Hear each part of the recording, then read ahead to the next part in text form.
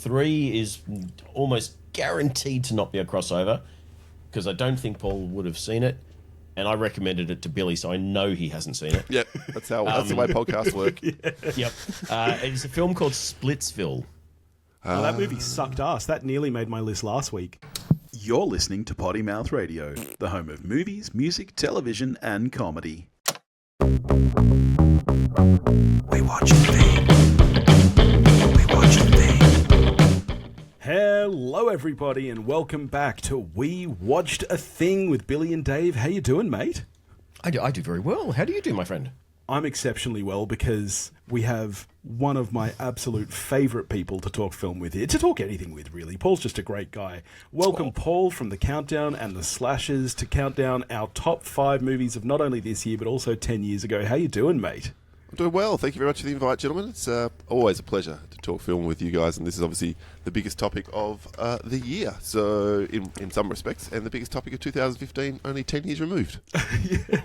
We had you on for this last year, which was great, and this year it feels extra special because word on the street is that you might not be doing this topic on your show this year. Yes, look, don't like to throw anyone under the bus, so we won't go into details as to why, but there was a tragic recording error that was, all I will say, wasn't my fault for a change, and a wonderful piece of audio podcasting was lost to the ages forever and will never be able to be replicated. So there's no way to get the genuine reactions from the people that were involved. So yeah, we haven't decided if we're going to redo it, at least Wayne and I, or if we're just going to let this one, disappear into the ether.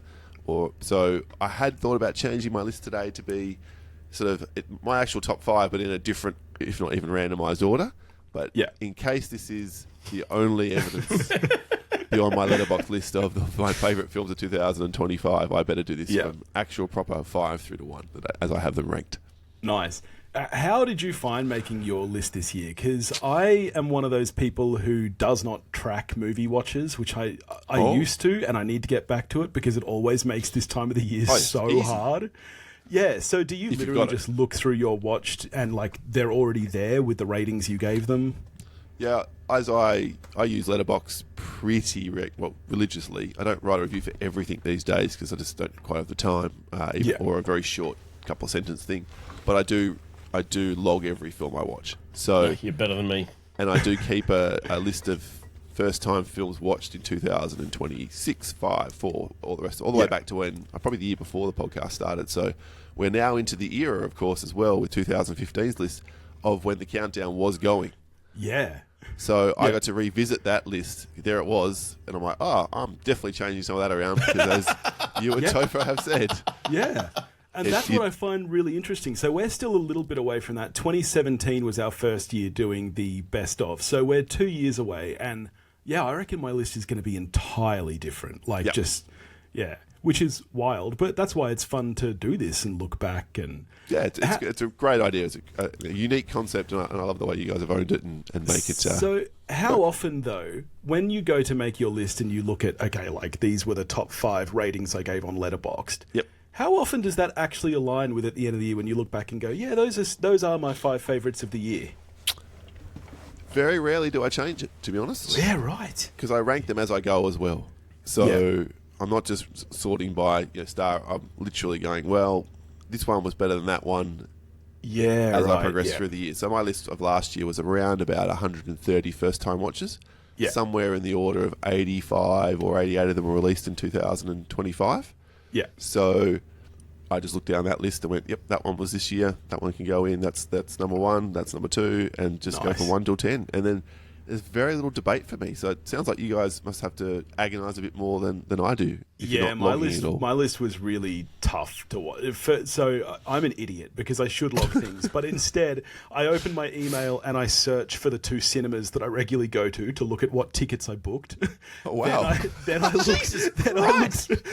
look through. He's got an old shoebox where he keeps the ticket stubs and he rifles through that. Yeah. Then I open my Plex and I sort by year 2025 so that I can look through what's in my Plex library, and I just have to try and work it out. And it's a dumb way to do it. What about you, Dave? Are you kind of between me and Paul? I'm a less organised Paul, so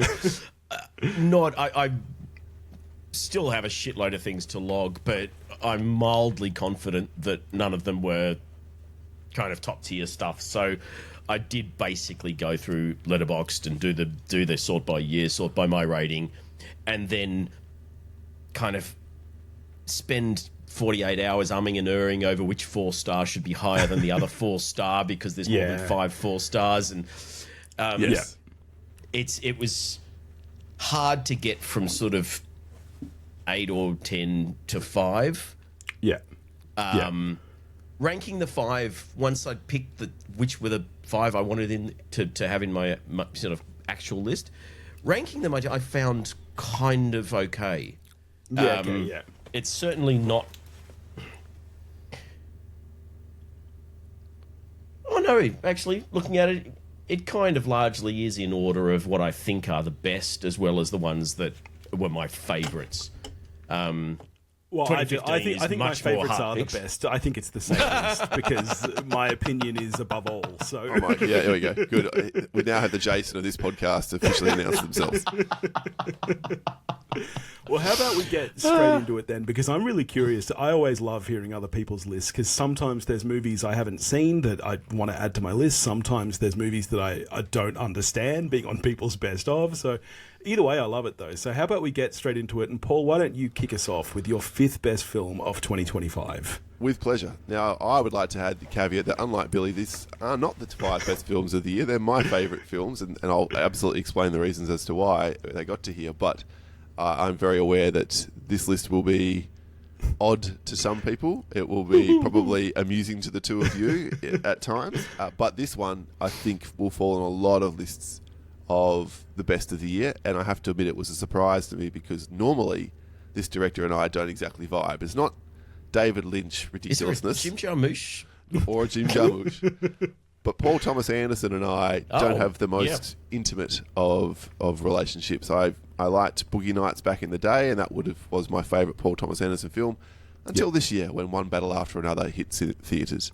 I was 2.5 hours, 2 hours 43 or something, I think is how long this film runs for. I think he can't make a short film to save his life, but this is the first time I've seen a Paul Thomas Anderson film that actually justifies its run length, in my opinion. I think every minute of that screen time is needed. Oh, yeah. It's a really well-directed thriller, comedy, sort of satiric, almost a jab right at some of the politics which are going around now. What do they call themselves? The American Christmas Party or whatever they were. Yeah, the Christmas Adventurers Club. Yes, or that's something it. The Christmas Adventurers Club, which is very, very amusing as well. A bunch of white guys trying to run the country from these clandestine meetings beneath the government and undermining / overriding the government. But central to all this are the performances, which I'm not usually a big performance guy. It's not normally what turns me on when I watch a film, but DiCaprio almost playing against type.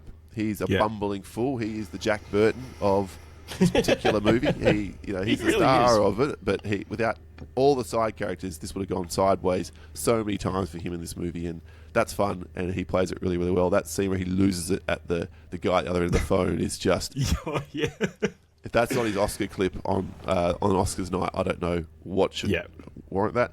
He's surrounded by a wonderful supporting cast. Sean Penn is as good as he's been in a long, long time. It's agreed. Sean Penn's best performance in years. He's so. Did he get nominated for best supporting actor? He did, yeah. Yep. And so did Benicio del Toro. Right, oh, that's great. I know it had a record number of, or a lot of, not a record number. Yeah, I think not the record, Sinners, actually. Sinners got the record. Sinners I haven't even looked at the Oscar noms yet. I know that they've happened, and I know Sinners bizarrely 16 nominations for Sinners, which is the record. Yeah, sorry, I mixed it up. I think this got around 13 or so, though. Like, it got a lot. And it's incredible, really, that those two films... This will win more than Sinners, it will, than likely. So, This will be the nomination was the win for you, Sinners. Although I reckon we'll pick up a few. But anyway, this one is the one that will win, I think, the majority of the big ones. Probably film, probably director. Don't know about Leo 100%, but I'm pretty confident Sean Penn should win for Best Supporting as well. But anyway, look, I thought it was fantastic. But it's capped off by one of the greatest sequences I've seen put to film in a long, long time. The chase scene in the desert with the hills. Yeah. Watching that on the big screen in the cinema, I literally my stomach had the reaction it does when I'm on the front seat of a roller coaster. And I love roller coasters. And I'm like, how is this being created on a screen where you're passively sitting in a chair. I was blown away by Not that. even D-Box.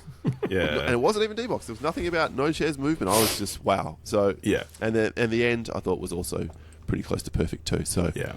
big ticks for me all around. That's why I like this one Nice. so much. I know it's not everyone's cup of tea. That's okay. It's No, one win for me. I think I really need to much rewatch higher it. on my list. I won't Hey. say how high just yet, but Topher and I saw this together on opening day at the IMAX. We did a Nice. double feature, kicking off with 2001: A Space Odyssey, and then this. So sitting in the cinema for about 6.5, 7 hours, and Outstanding. This in IMAX blew 2001: Space Odyssey out of the water. That sequence with the rolling hills, Yep. it's so That's incredibly why shot. I need to rewatch it, because I remember you saying that, and it's not in my 5. Yeah, I think right. it was good, but it didn't Yeah. blow me away the way it did so many people. But because This- so many were blown away, I kind of feel like Yeah. maybe I was in the wrong frame of mind. I just need to To give it me, another this go. was like the thriller segments of this are edge of your seat. The comedy segments are really laugh out loud funny. Like this balanced tone so incredibly well. Like you said, Paul, the performances just blew me away. And even though it's long, I didn't feel a wasted moment in this film. So, Yep. yeah, He's No- got a very unique way of melding drama / action, whatever, with comedy in a way that if another kind of less capable director was doing it, it would feel very, very awkward and clunky. And yet somehow it seems to work, because the scenes of this film that aren't funny, you would never think that that film would have comedic moments. And yet, when they arrive, they kind of just work, and it's really weird. And he's, I mean, not all his films, but Boogie Nights has got a bit of that. Inherent Vice has got a bit of that. Quite a few of his films have got that, where the kind of lighthearted comedic moments that are there to kind of break the tension or whatever are almost deliberately uncomfortably placed, but in a way that just weirdly seems to work. And I can't think of another director that does it quite the same way. yeah, nice. All right, Dave, why don't you give us your number 5? My number 5 is quite different. And this is by no means probably in the 5 best made films of the year, but it's certainly in the 5 most fun films of the year. And that is Oz Perkins' The Monkey. Nice. Which In my honourable was mentions, an yeah, if we were doing absolute 10, this would fucking have been in blast there. of a film. It's so much 100% for fun. me. It's so funny. It's so gory. It's so over the top. It's such an unusual film for him, because all of his other films, including one that you mentioned last week, Billy, are all very much atmosphere and tone. It's like atmosphere and tone is what he goes for first, and then there's story, there's performances, there's everything else that's secondary. This is all about fun, over the top. I couldn't believe how funny this movie was. Yeah, And- 100% agree. Yeah, it's and this is a Stephen King, isn't it? Yeah, I'm not short story, inventing yeah, that. Yeah, I think it kind of nails the Stephen King vibe as well. I mean, a lot of his stuff isn't as funny as this, but it feels like a Stephen King story. So he's now, even based on just this one thing, he's gone into my little list of the guys that can get Stephen King. And there's only 4 of them now: Flanagan, Darabont, Reiner, and I'm giving Oz Perkins a tentative pass. He needs to do at least one more to get a proper membership card. But yeah, I know I loved it. Yeah, no, that movie was great. As I said, if this was 10, this would be on my list for sure. Likewise. Exactly the same. But my number 5 is a very, very similar film in a lot of ways. It's fun, it's gruesome, it's all about over-the-top deaths, and it is Final Destination Bloodlines, which is the most fun I've had in a cinema in so long. I saw it twice, and both sessions were just as fun. God, I loved this movie. I know that no one else is going to have this in their top of the year, and that's totally fine, but man, I can't think of a more fun movie this year. I'm 100% with you, Billy. I think this was the best time I had in a cinema in 2025. I was only about 3 people in my screening. I went on a Both day of off mine of were work, full, which was awesome. and I was seated in a prime position. Maybe there was 2 or 3 other people. I didn't look all around, but it was almost empty. It was like 11 o'clock on a day off. I can't remember why I had that day off of work, but I did. Off I went to the cinema, had my big bucket of popcorn, had my frozen Coke, and just had the heck of a time. I think so creative to come back after, 14 years since the last one, give or take? It's and to capture the vibe and to create a how do I put this? To add the family element to it rather than it being a bunch of strangers. Yeah. Expanded the universe and the rules of the universe in a way that didn't feel slapped on. Yeah. It made sense. It didn't disregard. 100%. It was true to everything that had come before. It was a really touching send off for Tony Todd. Yes, that's the other thing that really put it up there for me. And Yep. nicely kind of changed the nature of that character in a way Yeah. that almost felt like it was Yeah. done Yeah, because yeah. it was a send off for him. And I just found that immensely touching. And I do think that this had at least a couple of the best, most creative Rube Goldberg MRI death scenes The in MRI yes. the sequence franchise. is exceptional. Even though you find out later that it's not a death, the tattoo parlor is incredible. The girl getting 10,000 picked up by the bin into the garbage truck is fucking background. hilarious. Like the It's so- 10,000 fake outs in that family barbecue scene, I think is yeah, just a good fun. masterclass in writing and editing because you don't normally if you get those fake outs, you get the shits. But I didn't resent any of them. I wanted more of them. Yeah. It's like drag So, this yes, I out get- for another half an hour before they finally kill him. Yeah. So I get this isn't highbrow enough to make a lot of people's lists, but for me, it had to be here. I couldn't think of a movie that I enjoyed more this weirdly, year. Priscilla's the only fucking highbrow Twitter bro today. You and I have both had low brows. Don't worry, I'll genre fix that by fare. the end of this list. Don't you worry. Yeah. Paul in Well- his PTA film. Well, Paul, why don't you give us your number 4 then? Great choice, Billy. Like it a lot. My number 4 is from another director who I don't vibe with and normally just don't even make the time to watch his films since his first film. I think it was his first film? No, his second God. film. Requiem for a Dream, which was awesome. Oh, Aronofsky. Every other film from Aronofsky I have not enjoyed in the slightest, and I just skipped the last 2 or 3 of his as a I haven't result. seen this one. And that includes The Fountain, which I think is an overrated piece of shit. Caught Stealing, however, was a heck of a lot of fun and so much not like his normal stuff. It's like he just went, I might make a normal film normal people can enjoy and not worry about there being all this ridiculous subtext and imagery. So the Aronofsky bros hate it. They absolutely piss on this film. Yeah, Jason had it in his worst off, didn't he? Not Jason, but yes, Oh, Julio. I knew that this was on your list, Paul, because it came up last week when we did our worst of, and Julio had this in his worst of, and Jason was like, Unbelievable. wow, Paul had that in his best. I didn't know it was going to be this high, though. Yeah, Yeah, right. I went into it with such low expectations, and as we know, expectations are what kill you. So, Yes. Or they thinking can this- really make a movie if yes, you go in and with in this lower. case, really made it. And I watched it at home with a mate of mine's cinema he's got, and the 4 of us actually gathered to watch it, and everyone else enjoyed it too. It was just vibing. It's a crime thriller. It follows one guy who's in the wrong place at the wrong time, and then he runs afoul of all these different sort of criminal elements in New York in I think it's the 90s, and it's a great little. Austin Butler's excellent in it. There's some great surprising turns and twists, and people aren't what you expect, and some people die who you wouldn't expect, and yeah, it gets pretty plays for some serious stakes, but there's always just a really fun vibe through it. And with, nice. with a great supporting It's role. a for killer Kat. cast. Yeah. I've been wanting to see it for since I first heard about it because it sounds right up my alley, and it looks like what's the Carnahan one? Is it Shoot 'Em Up? Or that's got it's the same. It's got all these disparate parties, and it's just Oh, Smoke and Aces? Is that what you're Smoking Aces. I'm thinking of not Shoot 'Em Up. Very different though, because it's just one guy moving through the city as opposed to one place where all these people are coming. encountering and everyone is an alien. Like you encounter 2 Russian guys. Oh, look, it's Vinny D'Onofrio and fucking whatever. Everyone looks to be a name actor in the trailer, and I was like, this looks like so much fun. And it was, at least for me. So you haven't seen it either, Billy? No, I haven't seen it That's a yet. shame. No. Okay. But it has been on my list, even like before, So I only heard good things about it. So I was surprised when Julio had it It's in on his worst streaming, of, isn't it? I 'cause- don't know why I haven't fucking seen it yet. Yeah, it's been on Freely streaming for a available. while. Can I remind you that Julio is a contrarian? Yes, So, this is 100% you- true. Far from the hottest take in his worst of the year. No. Let me just say that.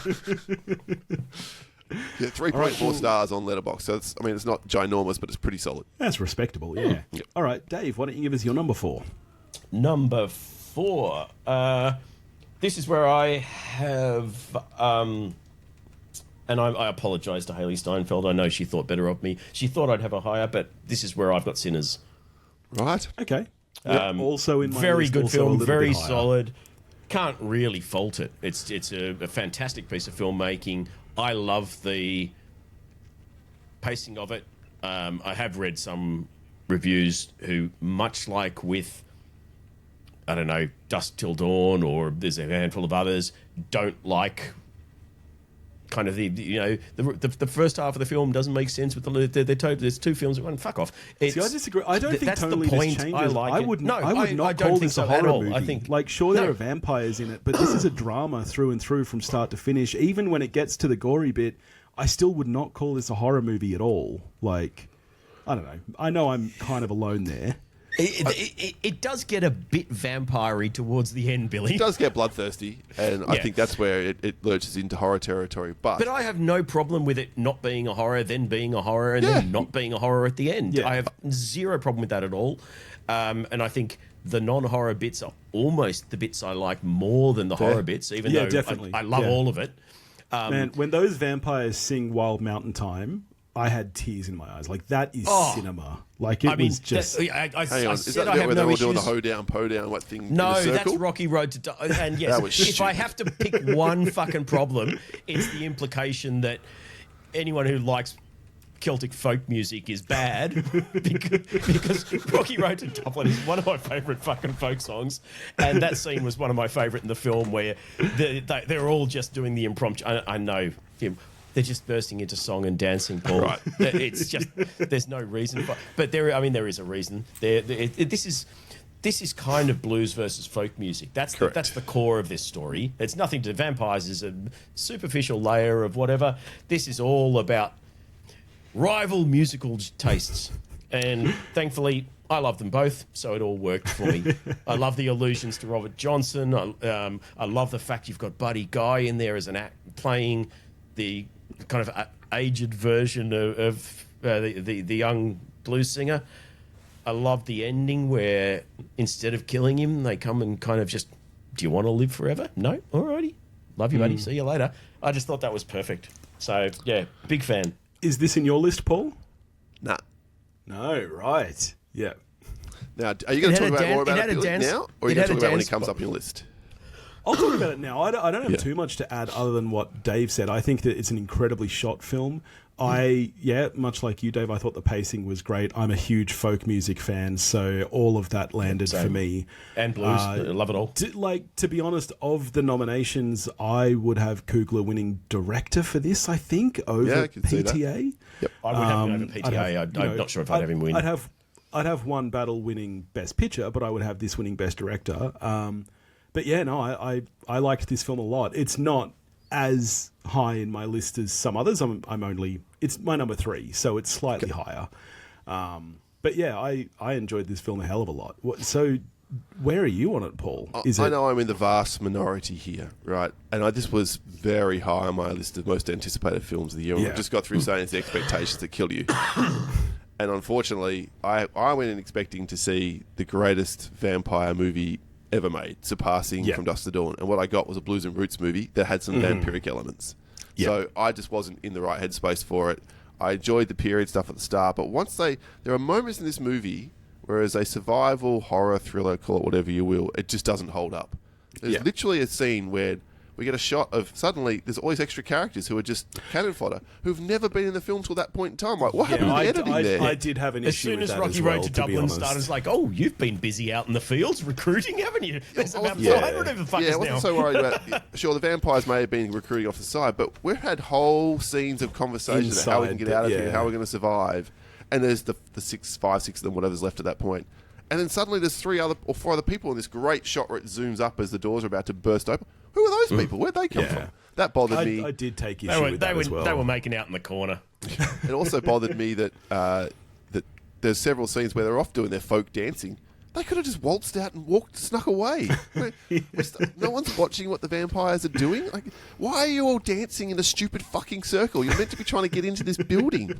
So all that stuff annoyed me. I didn't know who Buddy Guy was when he popped up at the end, so that was lost on me as well.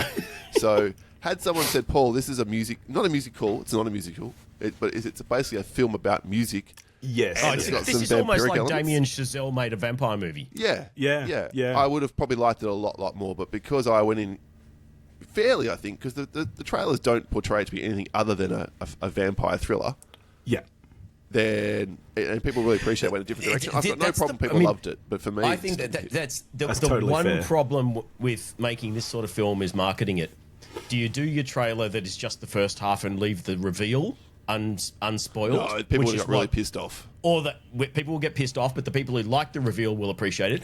Do you give the game away and piss off the people who want it to be surprised? It's It's- the you're worst kinda damned if example you of do, this damned if for you don't. me- The worst example of that for me was Abigail. Oh, Yeah, fuck that your gave luck. too much away. Because that, you know, you can't treat that like a twist then, which the movie tries to. It tries, No. tries to treat it like a Well, twist that she's a vampire. I think the and movie it's- was made perfectly, and the studio Yeah. marketed it into Yeah, the fucked ground it up. because Yeah. it didn't Yeah. need Could have just been a the survival reveal. thriller. That one. Yep. It could have just Yeah. been the girl, and maybe there's there's something about her, but we don't know what it is. Maybe it's that she's got mob connections or something. You just Yeah. leave it unsaid. Yeah. And with that cast and the style of film, you didn't need to ruin it. But studios are too scared that they're not going to get bums on seats, and they would rather ruin it and have bad reviews because they've already got the money. Yeah. Yep. And yeah, that's- you're 100% yeah. right. Unfortunate. And the official ranking for Sinners for me this year was number 11. So there you go. Oh, okay. So, yeah. There It we was go. like I hated it. I didn't hate it despite all that because it's sort of astounding. That shot where we're showing blues music through the ages as it swirls through the crowd Yeah. is cinema, to use your term, Dave. That's Yeah. very amazing. Nice. And that's the one bit I didn't quite like the first time, and then on a rewatch I went, no, that's kind of magic. Right, well, my number 4, I'm very curious to discuss because I can't remember if I've actually heard you talk about this, Paul. I don't know if you guys did an episode on it or not, because obviously this year you were kind of, Scale a back, bit yep. less frequent. But I know that this is one of your favourite stories of all time. So my number 4 is the second Stephen King adaptation to come up, and it's The Long Walk, which... But you were about to say Life of Chuck. No, Life of Chuck was very mediocre to me. But The Long Walk I thought was Very brilliant. good. It was very good. The acting by Young Hoffman was insane. Oh, the acting across the board is The insane. acting by I thought, him in everything. He's even good in that shitty PTA piece of crap. I thought the screenplay was exceptional. The direction was really well done. This was a story that was thought to be unfilmable for ages because, on paper it doesn't even sound. They're walking. Like, how interesting can you make that on film? And this film just it barrels through, and you're on the edge of your seat from the start. And yes, they changed the ending, but I was okay with that in this case. Running Man, I hated the ending change. This, I actually thought it worked for the story that this film is telling. So, is it in your list or your honourables, Paul? Like, how did you like it after, I think it's very good. It was a pleasant surprise. Stephen King adaptations, as Dave's already implied, tend to be either really good or terrible, and there's way more terrible ones than there are really good ones. So 100%. I wasn't hopeful, let's put it that way, when I went to sit down at the cinema to watch this one. But yeah, I was very pleasantly surprised. I thought it, as you said, the tension, the pacing. There's not another one of these films, not a wasted frame. They did a very clever thing by, yes, there was one unlikable character, but even he, not that he had a redemption, but even he kind of, you felt sympathetic for him before his definitely. end. But everyone else, they were really likable, and you knew they couldn't, but you wanted them to survive.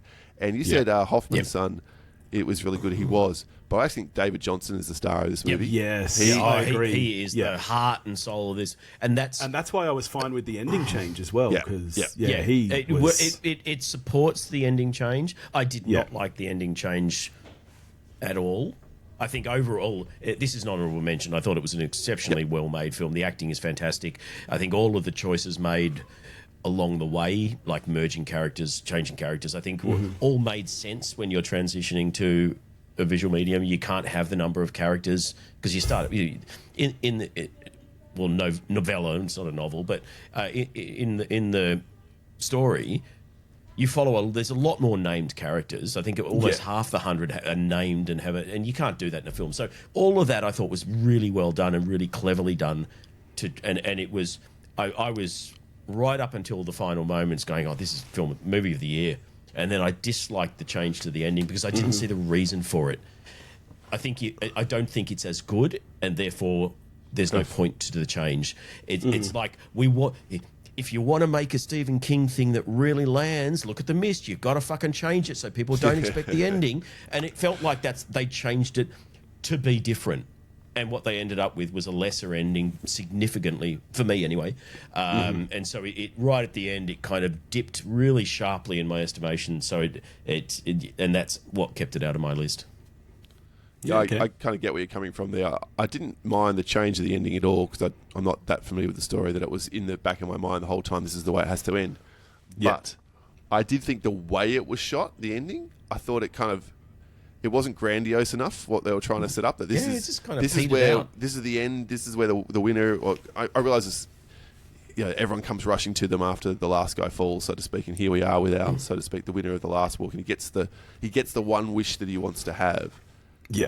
I would have thought there'd be, But he doesn't do it. Street It lights. makes the sacrifice worthless because he doesn't. He sacrifices himself because Johnson's got a better wish, and then he doesn't fucking do it. Yeah.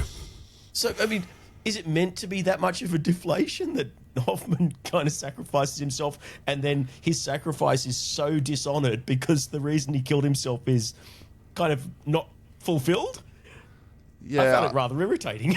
I thought that his sacrifice was less about sacrifice, more about, look, I wouldn't be here if it wasn't for you, and I'm not going to be able to go much further anyway. You're going to win. I'm just going to put off the inevitable.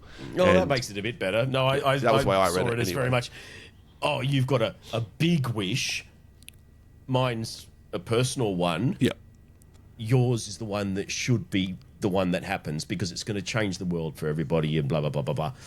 And then he kind of gets there and goes, no, I've risked my life for all this thing, but I'm not going to fucking do that. I'm going to do the dead guy's thing, and I could have just let him win, and the ending would have been the same. We're obviously spoiling here. We haven't probably made it pretty clear who gets to the end. But I mean, the implication heavily is he dies, right? The next, Yes. as soon as the camera stops. Yeah. Okay. Yeah. Which can't- is kind of the implication of the book as well. Oh, Like, yeah, and I it's- like the open end. He's just going to go until he drops. Yeah. I Yeah. like that kind of nihilistic ending a lot more. Yeah. Fair enough. All right. But no, it's a good choice. This Paul. was 9 on my list, Billy. So Oh, you're- nice. Yep. Cool. Strong. Paul, you're number 3. Okay, my number 3 is, I wouldn't put it back into PTA territory and highbrow, twiddle it, but it's certainly one of the more darker and nastier and harder to watch films of the year. And I think this one is a little bit of a Marmite film. Most of the horror film podcasts, sort of top 5, top 10 of the year list, had it on there, but a few of the hosts were like, it was a piece of shit, I couldn't watch it, it was so horrible, and I couldn't get through it. And it comes from a couple of Australians who are very young. The Philippines. Oh, right. And it's their second film, their sophomore effort, Bring Her Back, which, what a movie. Like, I this liked is... this movie a lot. This was better than Talk We to don't Me, think this is in better. my I agree. opinion. I agree. And you're right. It's very, very grim. It's bleak. I can understand why people would find it a hard watch, but yeah, I thought it was excellent. Is Yeah. she up for Nice best call. supporting? Because, like I said, I haven't looked, and No, for my Sally, mind, this is no, the I best don't think- supporting, No, actor, this has no female performance of nominations. the year No. by a country mile. Yeah, wouldn't disagree. She's chilling, and at times you'll want to like her, and you're hoping, but obviously as the film progresses, it's not going in that direction. And then when Yeah. it gets to where it's going, some of those sequences towards the end are Yeah. beyond harrowing and bleak. The Yes. knife in the mouth thing was just stomach turning, and Yeah. And because you're dealing with children and stuff Yes, as well, it makes it that's even what worse. makes That it performance so- is fucking next level. Yeah. It's Yeah. so good. the blind Yeah. actress in real life, she's also Oh, very, really? very Wow. good. Yep. So, and I really felt for the brother. I thought the way this film unveils their history and the trauma he's been through in particular as he's trying to protect her from everything. And then I will stay vague for spoilers. Where the film ends up, it's just like, oh, that's heartbreaking. That just really, Yeah. And unpredictable, yeah. which is, Yeah. I mean, for people like us who watch as much genre stuff as we do, having something that you just, from the outset all the way through, at no point did I know where this movie was going to go. Yeah. And that's so Yeah. rare, and that immediately bumps it up. They're very, very solid filmmakers, and I can't wait to see what happens They're really next. young, I think. Yeah. They're barely in their mid-20s. Yeah. And what they do Yeah. really well, I sort of realised this in a rush the other day, thinking about both their films. Like, there's talk of a Talk to Me 2, and there's talk of a Talk to Me prequel. And I don't know whether or not that's ever going to get off the ground, but they decided, no, I want to go in a different direction and make this movie instead. Well done, chick to them. But they make ideas that lend themselves to being made again with other characters. But yeah. they I keep, can see Yeah. Talk to Me being I mean, like One and Winnell did with Saw and with the Conjurings, you know, you create an idea and you can almost step, I mean, they didn't, but you can almost step away and just reap fucking royalties for the next 50 years because it lends itself to infinite sequels because the central thing can be passed around to any number of group. But they give you an ending to these characters, right? So that's what and that cult thing, whatever's going on, that could be explored. The magic, if you will, or the spell, or the nastiness could all be explored in much more detail with other characters. Oh, now. for sure. So I really like the fact that they're brave enough, though, not to see. They'll give you it may not be the death of the character, but they'll give you an end. Yeah. So we don't need to come back to these characters anymore. We don't need to somehow have a reason that the survivors go back into hell. They're talked into it like, you know, not as a good example, but Aliens with Ripley, obviously. Yeah. We can move now into someone else and they can deal with this. And so full credit to them. I think they are some of the shining lights of Australian cinema at the moment, and I can't wait till they do next. As a country, we're kind of batting well above our weight with these kind of young, either YouTube or whatever student or whatever filmmakers going into genre stuff. You've got the Sperig brothers, you've got the Philippus, you know, Kairos Turner, who's been around a little bit longer, but just constantly, even from their first outing, pumping out really quality, original, imaginative stuff, which I think, and kind of got mentioned an example last week by Jason, that one of his neighbours who put out a Shelby Oaks. I think on average Australia's punching above our weight when it comes to the new talent we're putting into the world in the horror space compared to other parts of the world, other than Ireland, because Damien McCarthy's a fucking shining light too. No, excellent call. If we were doing 10, this would have made my list. And I actually think that if you were watching the right stuff, this was a really good year for horror. I think it's a banner year for horror. I think Companion and Together would also both make my list if we were doing 10. Apologies if either Paul or I are going to mention them. Oh, sorry. I'm not either. But Companion was on my 10. Together was just outside, would have been my 12. I love both of those. Yeah. And I thought one that I only just watched a couple of weeks ago, which I missed through 2025, but also very good. Another Australian one, though. It's an older filmmaker, Sean Byrne? Is that his name? Dangerous Animals. Oh, yeah, that was I haven't seen it. Yeah. It was also very enjoyable. Excellent film. Yeah, really good. Yeah. Nice. All right. Dave, you're number 3. 3. Okay, 3 is almost guaranteed to not be a crossover because I don't think Paul would have seen it. And I recommended it to Billy, so I know he hasn't seen it. Yep, that's the way podcasts work. Yep. It's a film called Splitsville. Oh, that movie sucked ass. That nearly made my list last week. I hated that movie so much. Oh, shots joking, or did you actually watch something I recommended? I actually watched it, and it surprised me because I love Dakota Johnson, and you had raved about it, and I just thought it was one of the... honestly, if we were doing 10 worst of the year lists, it would have made my last week list. We're on the verge of divorce after the last 2 weeks. Wayne had it on his list as well as best of the year. I know that I'm on like a lone end of the fence here. The two other people I watched it with both hated it as well. Wow! So I know that we're alone. I know that most people. Well, the weird thing is, I can't imagine it being polarizing. I can imagine it kind of to me. Just it was just a nothing film. It's like, why am I watching this? It's not funny. So that was my issue with it. Oh my god, this is wild to me. I don't want to yuck your yum. You tell people what's great about it, and I'll shut up for a minute. I thought it was hilarious. So it's for listeners / viewers. It's an American film, a comedy by a guy called Michael Covino, and written by him and Colm Upton, and they play the two guys in the film, and Dakota Johnson and Adri Rajona, so automatically gets an extra star from me. The two sort of respective love interests, I guess. And it's this convoluted, almost farce of a comedy where couples swap around. There's all sorts of weird entanglements romantically between these four and others who come in. I laughed out loud more with this film, I think, than anything this year. Not consistently all the way through, but the moments where it sort of almost shock laughter, and I won't spoil them in this, but for anyone who's listened to the countdown, they would have heard multiple references to a movie called Hall Pass, where there's just a shocking moment in a bathroom that is laugh out loud funny because it is such a surprise. And there's a few of those in this. I just loved it. I think it's really well written. I think the dialogue is whip smart. There's some really clever writing of the dialogue between these four characters. A lot of the film almost feels like a play because you're in one or two locations for most of the film. Almost the entire weight of the film is just resting on these four performances, and I thought they were all great. And the fact that the two main guys wrote and directed and produced and and writing a film for themselves to have these hot decided lines. And to just show their penises constantly. There's a lot of dick in this film. Not their real ones. Okay. There is a member in this film that rivals Dirk Diggler.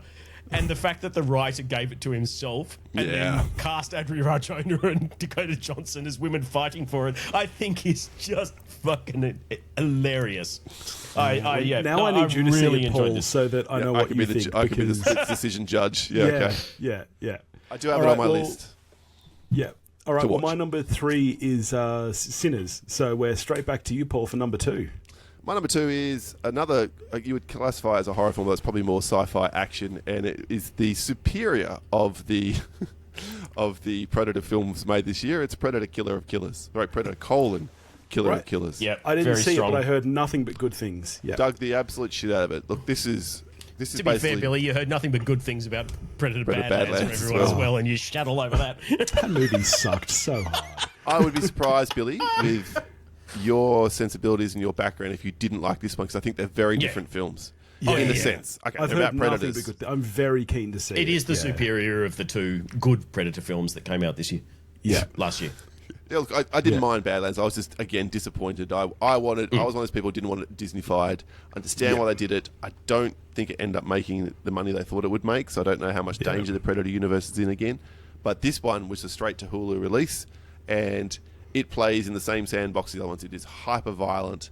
There are some incredible directions. Hard to believe that Trachtenberg directed this movie because he's not an animation director. Well, he co-directed with a guy who knows animation. There you go. That makes much more I sense. think he oversaw the story and guided it, and then kind of left it in the hands of the animation guy while he did Badlands. This is an anthology, right? It's like 3 separate stories. Oh, yeah, right. Joshua Watson, co-director. And most importantly, a really cool coda at the end that kind of ties the 3 together with other stuff, which I think that was the cherry on the top that really took this over the line for me as being a really good film. You know, we've ever since Prey came out, everyone's been like, Predator with samurai and Predator with or ninjas or Predator in ancient Rome, so it's kind of just taking that ball and run with it. So one of the stories is Vikings, and one of the stories is Japanese and the samurai side of things, and one is set in World War II in amongst fighter pilots and the like. And that one is probably this would have been my favourite film of the year, and arguably my favourite. Although it would have to go a long way to beat the Spider-Verse films, but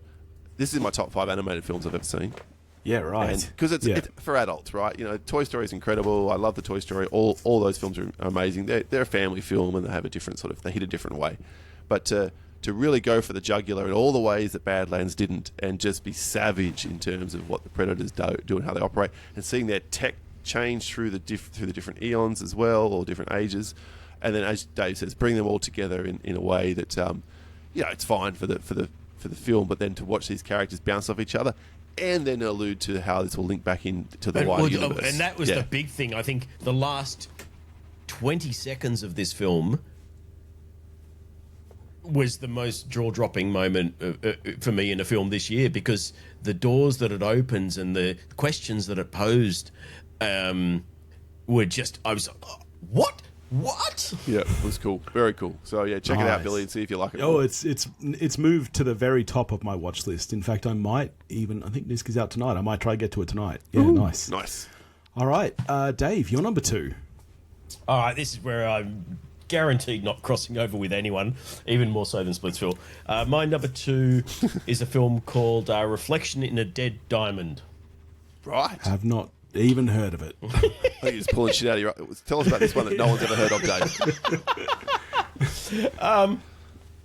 It's a French film from, and I'm going to apologies, I don't want to butcher names, and I'm terrible with names. So it's a filmmaking duo, Helene Catet and Bruno Forzani.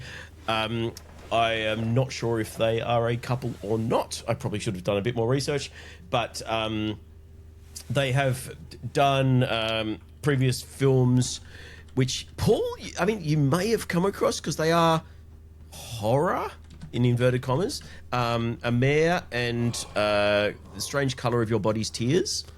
I have heard of this. Okay, yep. So they're... there is another one called Let the Corpses Tan, but I have not seen that, so I can't comment on that. I really liked Amare and Strange Colour of Your Body's Tears. They're... I might be inventing a genre, but I'm going to say Neo Giallo is a thing. Okay. They're taking a lot of the trappings of classic Giallo, but kind of ramping everything up with a little bit, a sort of a modern sensibility. So if you like classic Giallo, you might really like these films. Reflections in a Dead Diamond is kind of their sensibilities with that stuff, but then just fucking elevated up to 11. It's a spy thriller action film done completely in the style of kind of late 60s European spy film. So it's kind of like a Connery Bond film made by Europeans with an unlimited budget who are all on mescaline. So it is visually, it's worth seeing just for the visuals alone. It is incredible visual. Every second there's something happening. You're going, oh, fucking my God, I can't believe I'm watching this. It's just it's such a singular film. It's kind of hard to describe. If anyone's listening to this as an audio podcast, go to YouTube and watch the YouTube version, because I'll put the trailer in and it'll probably do a better job than I can of trying to encapsulate the incredible look of this film. But this, I mean, it was very hard not to have this as my number one of the year.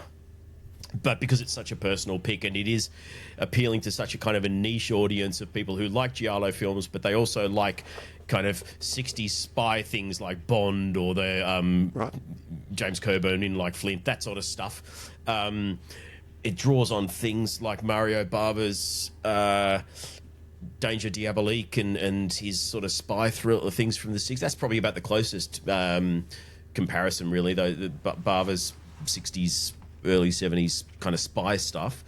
But when the violence hits, it's full-on fucking Giallo violence. So the audience for this is quite narrow.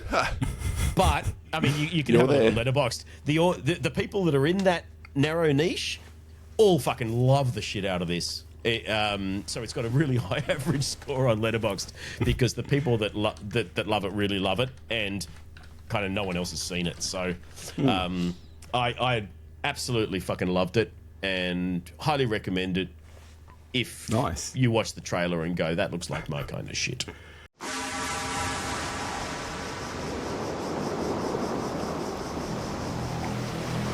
Everything is changing.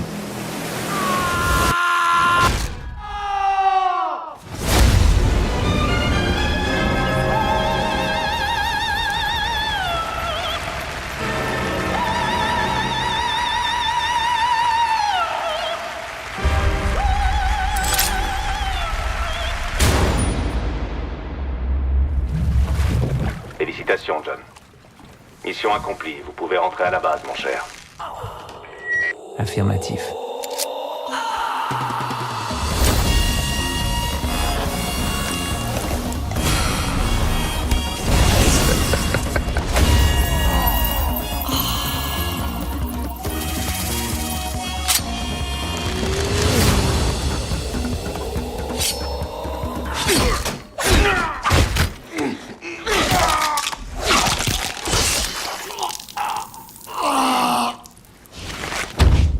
Smile.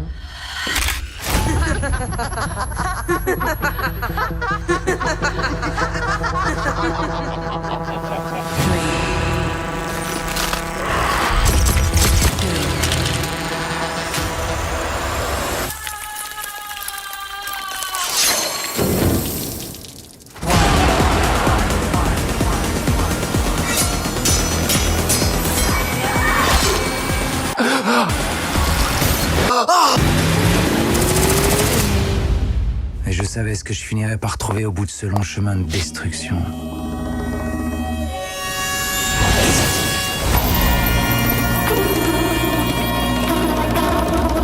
Nice. What's it called again, Dave? Reflection in a Dead Diamond. In a Dead Diamond. Okay.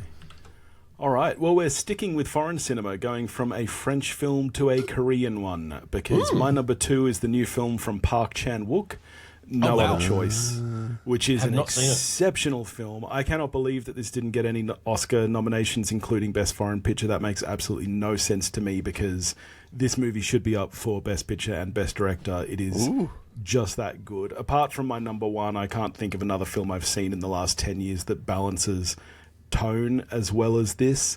It's extremely funny. It's extremely bleak. It's thrilling. It's gripping. I don't know if you guys know anything about it. It follows this man who's worked at a paper company for 25 years, who gets let go, can't find another job, and after about 18 months of being unemployed, decides that he has to murder other people in his field in order to get a job. And so he makes this list of his top competitors and goes about murdering them. And it is just... it's such a good film. It is so well shot, so well directed, so well acted. It was really, really neck and neck for me as to whether this was my number 1 or 2. And then I decided that maybe there's a bit of recency bias. So I've got it at number 2 for now. But if you guys haven't seen this yet, I can't recommend it highly enough. I think it's his best film. For me, it's better than Old Boy, and I love Old Boy. Wow. This is... would Old Boy have been your previous best, Park Chan-wook? It probably for me, yeah. Yeah. Okay. Wow. Okay. So this is your number 1? Wow. Okay. Yeah. So no, I definitely I can't recommend it enough. Go see it at the cinema if it's showing near you. Because, I loved this film. And I reckon both of you guys will like it as well. Yeah, keen as. Yeah. Nice. Thanks for the recommendation. Nice. All right, you're number 1, Paul. Oh, here we are then. All right, well, there's an obvious answer. We've already given it wasn't that one, so it hasn't made my list. It's not Sinners. And there's another big horror movie, which I won't specify just in case, but I think if I've paid attention, I know what your number 1s are. You don't know what mine is? No, I don't. Okay, I haven't paid attention to Dave then. Not a horror, though. It's not a horror. In that case, Weapons is another one that was on high on everyone's list, which snuck into my top 10. High on Julio's list last week. Number 1, I believe. He hated it as well, right? There you go. Yeah, contrarian to the absolute core. My number 1, I kept very, very mum as you were talking about it, Billy. My number 1 is Final Destination: Bloodlines. Oh my God! I knew it would be. Yes. I knew it would be. That is amazing. I am so glad that this is the crossover that we had. Yeah, for all the reasons we said, for Tony Todd, for the kills, which are awesome, and it's 90 minutes. It flies by. It's just so much fun. Is it the best movie? Is it going to change your life? No. If you're into these movies, will you have an absolute incredible amount of fun? Yeah. 100%, and that's what I want. This movie actually can change lives, because the first time I saw it alone. Taught me not to drive behind trucks with lots of logs on them. Well, that was the second one. Yes, I loved it so much that 2 weeks after I saw it, we were in Sydney watching a ballet, like a matinee, and we were driving home, and I said to my wife and her friend, "When we get home, we've got a babysitter. Let's go see Final Destination: Bloodlines." This was after 6 hours of driving. And they were like, yeah, okay. My wife's friend hates horror movies, has never, ever watched them. I don't think of these horror movies. Much. She loves this movie so much that it has now made her into horror movies. Take it back. I mean, Paul, is it just me? I do not think Final Destination franchise are horror movies. There is no intention to scare you. No, but a horror is meant to it can be about grossing you out, and this film is meant to be and then you laugh about it. So right? I almost think of them more as kind of thrillers, because there's no intent to scare. There's violence, but there's violence in thrillers as well. Yeah, I mean, you can have but not to this extent. Not to this level. Where people don't get their piercings stuck. Piercings. Yes, exactly. Yeah, I guess you don't get you don't get the MRI scene in a thriller, Dave. Yeah. Well, you could. I guess it depends on the definition of horror, which is vague at best. These Fair are enough. slasher movies at the end. I consider effectively, these yes. slasher movies. When it's a shame that I couldn't. Jason I couldn't decreed as make much, and our- apparently he is the arbiter of what is a slasher Yes. or not, as he told us quite firmly. That doesn't sound like Jason at all. Yeah, I'm so glad that this is your number one, Paul. That makes me so happy. Yeah, I was stoked when on our Lost episode where you came through and said, these aren't necessarily my top three, but here are three that no one else is going to pick, and you put fun. I'm like, hey, you're wrong, Billy. You're absolutely wrong. Nice. Yeah. Nice. Look, as we'll get to shortly when we start talking about 2015, when you kind of think about the kind of the value of a film, at the end of the day, it's enjoyment trumps everything. You can have Yeah. Yeah. Like, I'm weird. I enjoy 2001. I enjoy,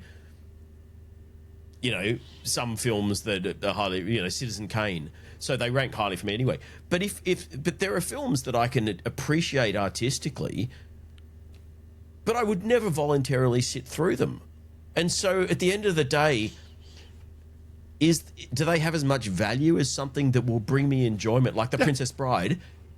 20, 30, 40 plus hours of my life I have spent enjoying that film. To me, that is a better film than Tarkovsky's Stalker, which may be an artistic masterpiece, but I'm never going to voluntarily sit down and watch it again. 100% agree. Yeah. Yeah. Look, you can assess a film on its merits as a technical piece of creativity, right? As a piece of art, and obviously the films that the critics love are high that scale. But The English Patient is one of the most boring pieces of shit I've ever watched. Fuck yes. I cannot and will not ever watch that movie again. Is it technically well made? Yes. Was I questioning every decision I made in my life at that point in time to get me to the cinema? Oh, yes. my God. If Anthony Minghella hadn't also made Truly Madly Deeply, he would be in the relegated to Uwe Boll territory for making unwatchable crap. Yeah, so whereas Final Destination, all of them to some degree, although I do recognise 3 and 4 aren't so flash, but They're still fun. all the rest There's really only, and I can't remember if it's 3 or 4, but there's really only one that I genuinely thought wasn't at least most 3.5 people think 4 stars. is the worst. Probably And I'm yeah. Pretty sure it is. I Yeah. found 3 to be a little in our recent year before last. Actually, Jason and I did all of 3 them. is the one with the tanning bed death and stuff. Is that right? I think so. Yeah, Yeah. the one that ends at the it's the first one where the people start trying to kill their other victims to try to save themselves, and then that became the sort of through line in most of the films after that. So, anyway, the point is, I will watch Bloodlines many times, hopefully, if I live long enough to do so. And the best intro sequence of the entire franchise. Yeah, there were two. Probably that- still gets it for me by a nose, but this That was was very, very kind of, good. I think from memory, that was the only reason why at the time, and I've changed my mind on rewatches, but at the time I was almost a little bit down on it because I thought it starts up here and then the rest of the film can't live up to the incredible intro. On rewatch, I've gone, you know what? No, there's a couple of other really big fucking spikes as you go through the film. Forever. Yeah, for sure. It's very good. Nice. I'm glad that's there. Getting Thanks, off track Ben. a little bit, but I just want to bring it up just because you brought it up, and I don't think it's going to be Dave's number one, and I think everyone knows what my number one is. Can we just talk briefly about weapons? Yeah. When you did your full 10 list, was it in your 10? 10. It was 10. 10, okay.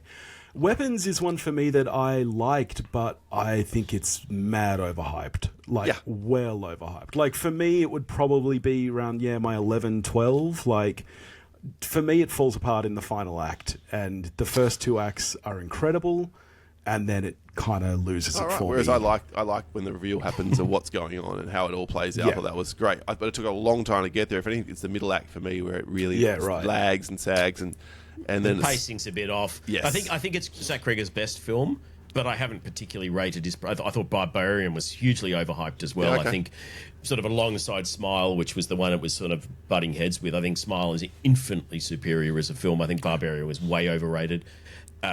His comedy stuff's all crap. So his career's going in the right direction, but I don't think he's there doing yet. Resident Evil this year. I think he's directing that. Yeah, So- right.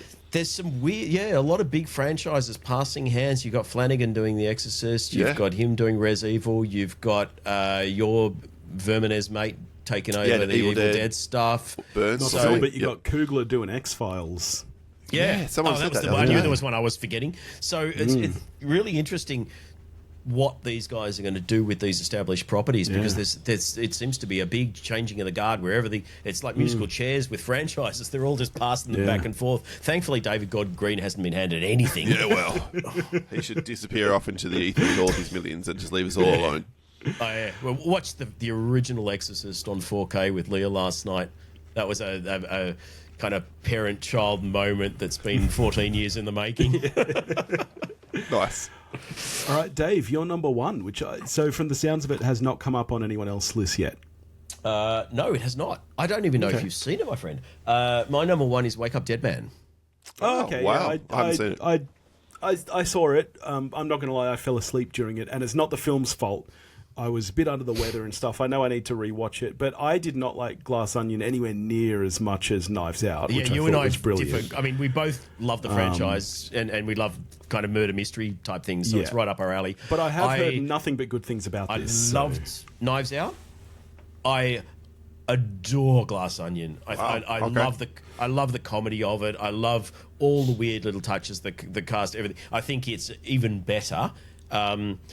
This was weird. This is kind of the least funny of the three, but I think it's probably the cleverest writing and possibly the most interesting story. But at the end of the day, it's Benoit Blanc. I am here for this fucking franchise as long as Rian Johnson wants to make them. I think have they confirmed more at this point? Because I know that they signed these two on fairly early. I think he will have the funding to make these as long as he wants to, unless he completely shits the bed with one. I think Daniel Craig has, in 3 films, managed to create a more indelible part of his career than he did with 5 or whatever Bond films over fucking 20 odd years or something. And I love him as Bond, but I think this is a much more interesting character. He's done so much more with it than he did with Bond, where he was really just being Jason Bourne. I love these films. I love this one. The cast are incredible. What's his name? Josh O'Connor, who I was not a big fan of. What was that love triangle fucking tennis thing that Luca Guadagnino did? Challenges. I thought that was massively overrated, but I thought the acting was good. I think Josh O'Connor is an incredibly good actor, and I'm really interested to see where he's going to go, what he's going to do next. I think he's in a couple of really interesting things coming up this year. He's almost steals the spotlight from Daniel Craig, which is pretty incredible. The rest of the cast, amazing. Just a great fucking movie.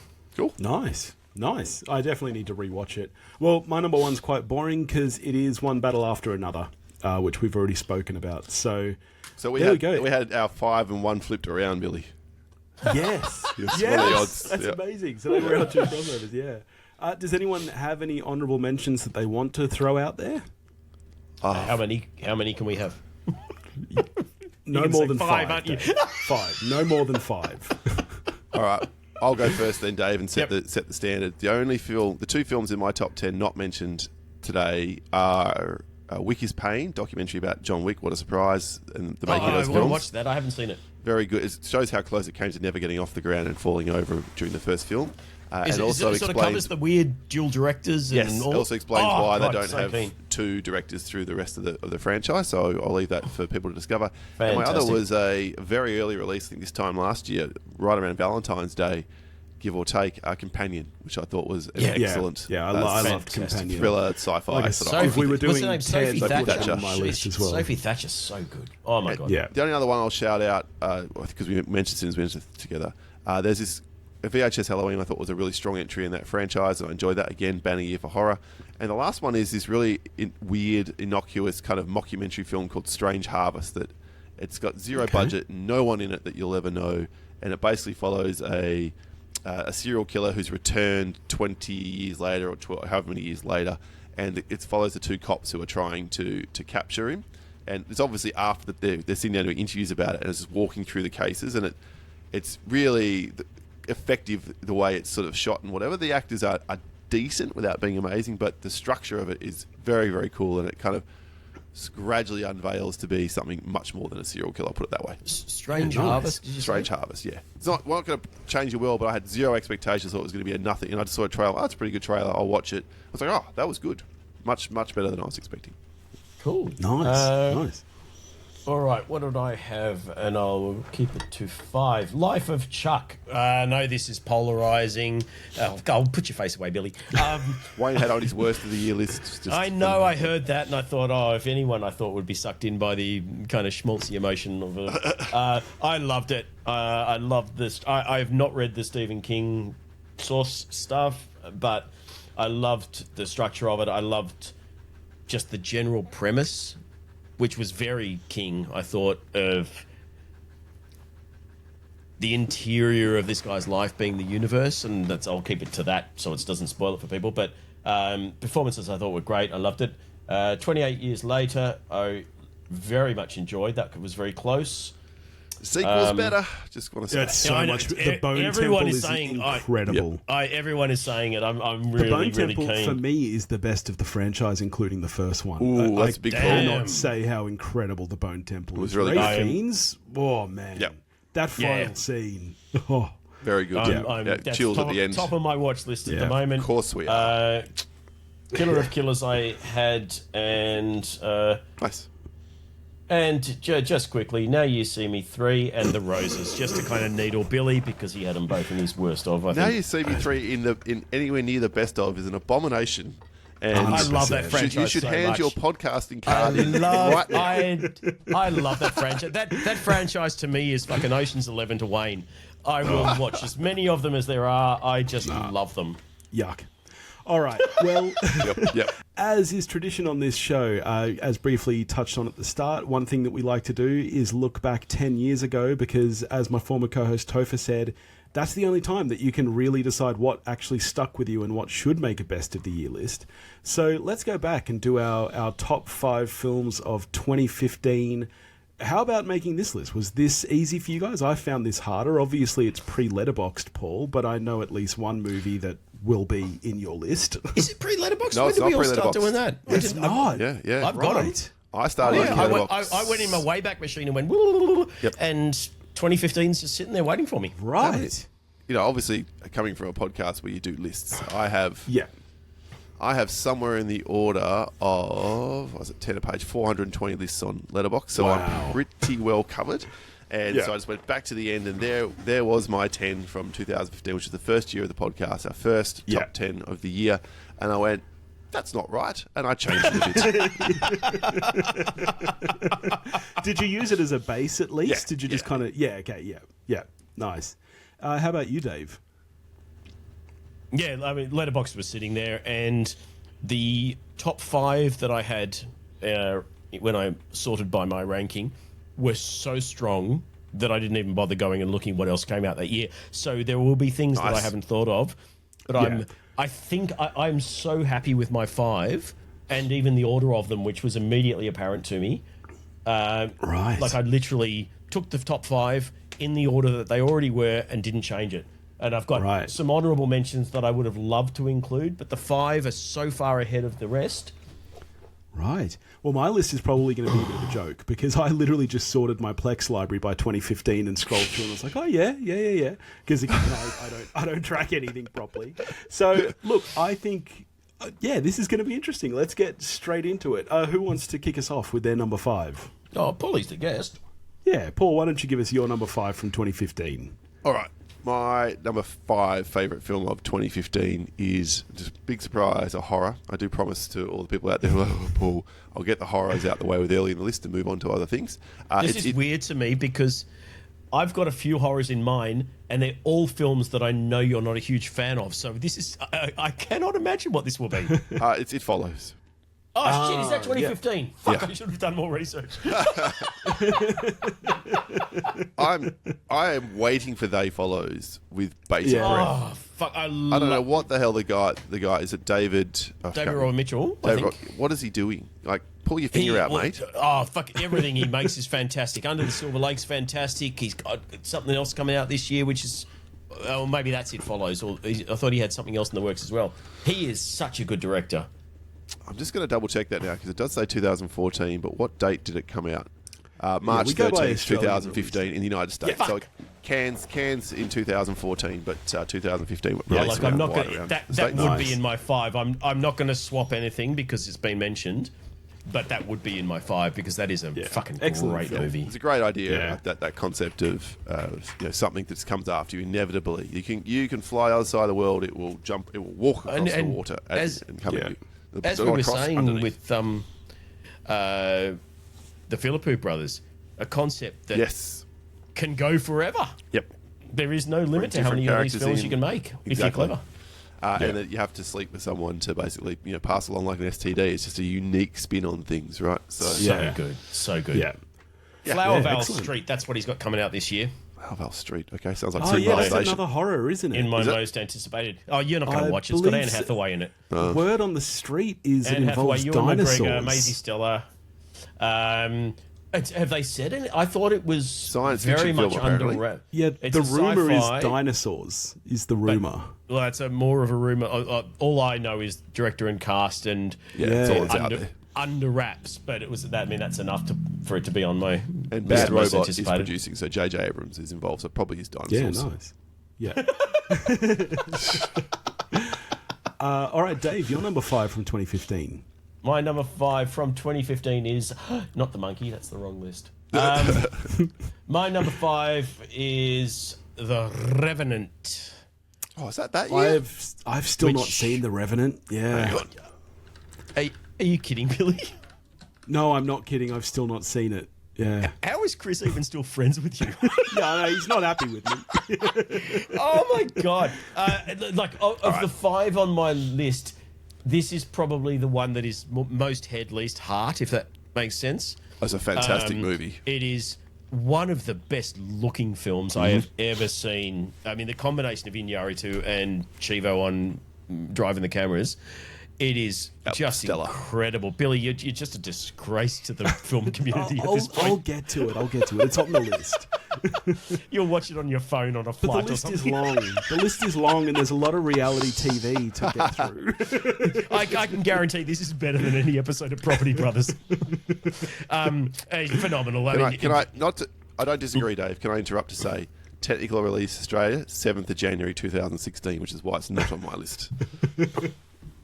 Fair. I just went by Letterboxd. I didn't actually look at when I watched them. But yeah, it's Leo fantastic. Tom Hardy's fantastic. It looks just next level gorgeous. Yeah. If you ever get a chance to see this on the biggest screen in the world, just fucking do it because this is up there with like 2001 and stuff as something that you need the best screen, the best sound, the best everything you can possibly get. It's a towering achievement in terms of the craft of filmmaking. It doesn't have the emotional kind of link to me that the rest of my top 5 do, but it is so good that it had to get in the list ahead of things that I maybe like more and would rewatch sooner. If we were counting this film, which we shouldn't be, it would be number 3 on my list. We go by Letterboxd. I've just decided. Nice. All right. Well, my number 5 is a movie that I know is not going to make anyone else's list. In fact, I don't think I've ever met another person who liked this movie. Tommy But Boy wasn't made in 2015. Was Hubie Halloween in 2015? But I loved this movie. I saw it at the cinemas twice, and I've watched it several times since then. It is based on a true story.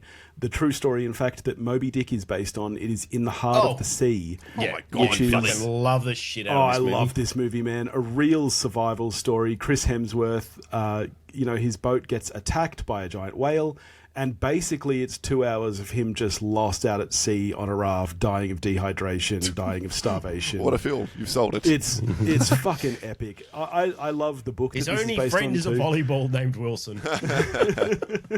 Look, it's not for everyone. Again, I've never met anyone else that liked this film, but I don't understand that because I think that this is just incredible. What did we have? filmmaking. You had this in another list. I did. It was I whatever can't we think did. what it is. It was a live stream for The Cure, and I can't think what the topic was, but I did have this in a list of... Because Yeah. I know how much you love this film, and I know how much you love Moby Dick, and I know how much you believe you were a whaler in a former life. I do, All I do. the stars fucking aligned for this movie for you. I do genuinely believe that in a former life I was a whaler.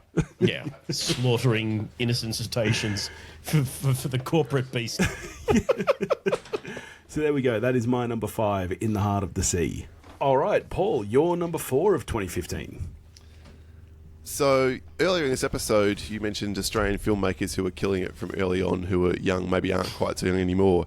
And you mentioned a particular Kaya Roach Turner, who I had Kaya, I think it is, who I had the pleasure of interviewing about 7 I've reached years out ago. 4 times. He's too fucking big now. It was very, very happy to talk back in those days after the release of this movie, and maybe he even listened to the podcast where I had it in my top 5 or so, maybe top 6 of the year. I slightly reordered it because I think this film stands the test of time. We had a sequel to it as well. It's Wormwood: Road of the Dead, one of the most inventive, fun zombie movies, kind of mapped onto a Mad Max type of world. It where, really is. It's Mad Max with zombies, really. Yeah, it's so much fun. It's a low budget film. The acting's over the top and whatever else. But the chick in it is Brooke. I can't remember what her actual name is off the top of my head. Great. Bianca Brady is fantastic in this movie. Is she the sister that can control? Yes. Yep. Yeah. Oh, She's God. back in the sequel So as well. hot. Yeah. Crazy scientists and the gas that comes out of their mouth, or whatever they're expelling in terms of what they're breathing. The zombies, of course, so maybe they're not technically breathing, is what powers cars. It's so weird all over the so shop, good. and the action is so kinetic. His direction is kind of like, to me, like early Sam Raimi with the way things are sort of shot. Yeah, very much so. The hyperkinetic. Yep. Quick cuts and So much fun, so entertaining, and it's a little known Aussie gem, which he's obviously built a career off. And I know you're a big fan of all of his films, and I don't think he's made a bad film. Just the Spider one a couple of years back was disappointing. Yeah. Yeah, Oh, that you've got a was- weird, bizarre affection for that mediocre at best Verminous. Oh my god, that's amazing! So much more scary and entertaining than that. Than Sting. Your skewed view of all spider-related films. Well, apparently not. makes your Sting opinion. didn't trouble me at Sting, all. So. that's what it was called. Yes. Yeah, no, Sting was... Because it's not Sting a was spider, it's an disappointing. alien that looks Yeah. like a spider. So deep down, you knew not to be really freaked out by it. Yeah, that must have been. Yeah. But yeah, otherwise, I think his career has been absolutely stellar, and this is where it maybe not all began, but certainly his first big release. We And- need an Aussie Yeah. to make a really weird, low-budget werewolf film. Because we've got... I know the man for it. Well, we've got an Aussie take on zombies with the Wormwood films, which are as good as almost anything out there. Yep. We've got a really original Aussie take on vampires. Daybreak, right? Yeah. No. Is it Daybreak? What was it called? Fucking, I got a mental blank. Isn't Daybreak the Russian one? No, that's... No, Daybreak that's, is the one with Sam Neill, yeah? That's Yeah. what I'm thinking of. Yeah. Yeah. No. Yeah. Oh, it's Day something else is the Russian thing. But yeah, really original take on vampires. We just need a fucking werewolf film. Well, I think Kai might be the one to do it. He just did his film this year, which was much better than Sting, was Good. Beast of War. Beast of War, yeah. Yeah, which was fun shark Yeah. film and done very well. Jaws in World War II. Yep. Nice. All right, your number 4 of 2015, Dave. 2015, number 4, Sinners. No, that's not right. That's the wrong list. My You should number do that 4, joke 3 more times, Dave. I wish it was a joke and not just me being completely disorganised. My number 4 is a film by a guy who has really not put a foot wrong his entire fucking career. Started out as a novelist, collaborated frequently with Danny Boyle early on, and then became a filmmaker in his own right. And arguably his best film is Ex Machina. Was this 2015? This didn't come up in my list. This might have made my list if I'd noticed it. I think there's probably there appears to be some disparity between what Letterboxd things comes out in the particular Dave's year. playing and- the best of 2016 and 15, so next year his list is going to be really thin. I just went on Letterboxd, give me things from 2015 and sort them by how much I liked them. No, to I be did fair, the- this was 2015. Well done, Dave. The least amount Yeah, of right. work Yeah, I could good call. possibly do to come up with this list. Yeah, I'm a big this Alex is Garland one fan. of the I think, greatest. yeah. One of the greatest sci-fi films I think have ever made. I think the writing is original. It's incredibly smart. The premise is prescient at the time, as relevant now as it was then. 3 performances are fantastic. Alicia Vikander, I think, is really overlooked in this because as the kind of non-human, but I think her performance is just next level good. I think the ending's fantastic. It's just it's almost single location. You never leave Oscar Isaac's kind of Could be a Bill play. Gates bunker. and it's all on the performances, it's all on the dialogue, it's all on the writing and the acting, and I think on every level it's an 11 out of 10. Yeah, nice. My number 4 is one that I'm sure I'm going to get told is low. But this was a film that absolutely would not have been in my list back in... Yeah, this is a film that absolutely would not have been in my list back in 2015. I didn't like it the first time I saw it, and it took a while to grow on me.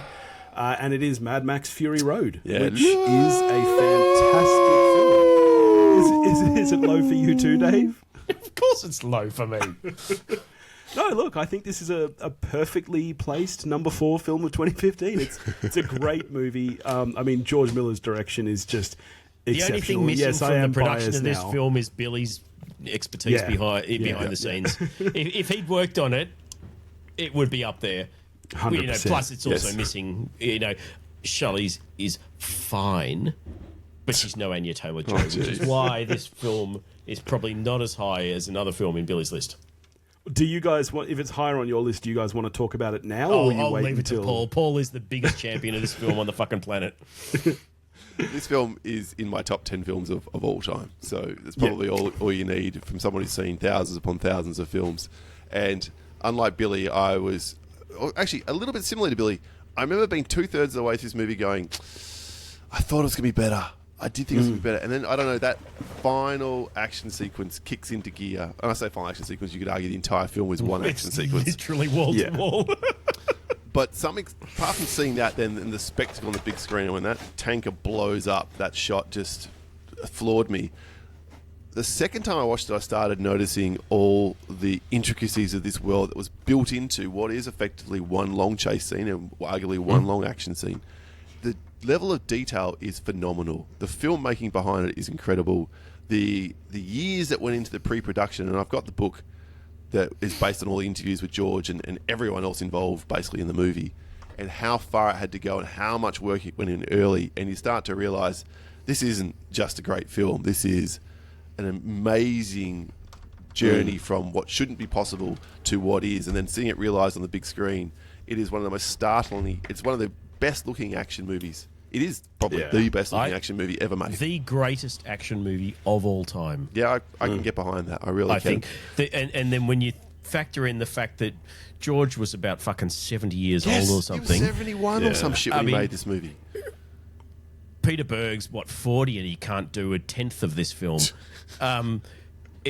The design, the way this franchise has evolved, because I love every film. I even love Beyond Thunderdome, but the first Mad Max is one of my favourite films of the 70s. Great film. Mad Max 2 / The Road Warrior is also one of my favourite action films. And Beyond Thunderdome exists.